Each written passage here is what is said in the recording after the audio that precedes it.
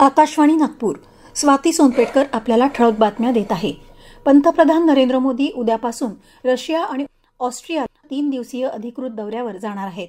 दौऱ्याच्या पहिल्या टप्प्यात मोदी 22व्या भारत रशिया वार्षिक शिखर परिषदेसाठी रशियन फेडरेशनचे अध्यक्ष व्लादिमीर पुतिन यांच्या निमंत्रणावरून मॉस्कोमध्ये उपस्थित असतील. दोन्ही देशांमधल्या संपूर्ण बहुआयामी संबंधांचा आढावा दोन्ही नेते घेतील. रशियाचा दौरा आटोपल्यानंतर पंतप्रधान मंगळवारी ऑस्ट्रियाला पोहोचतील. इस्रायलनं काल गाझापट्टीतल्या एका शाळेच्या इमारतीवर केलेल्या हवाई हल्ल्यात 16 जणांचा मृत्यू झाला तर 50हून अधिक जण जखमी झाले आहेत.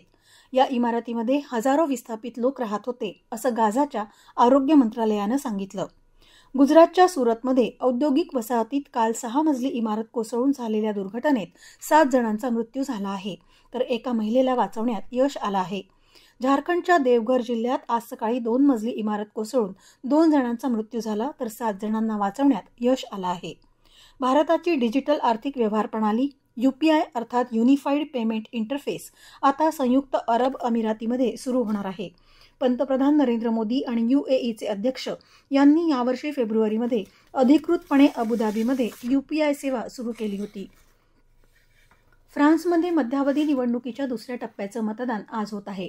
विद्यमान संसदेचा 3 वर्षांचा कार्यकाळ बाकी असतानाच फ्रान्सचे अध्यक्ष इमॅन्युएल मॅक्रॉन यांनी 9 जून रोजी संसद विसर्जित करून मध्यावधी निवडणुकांची घोषणा केली आहे.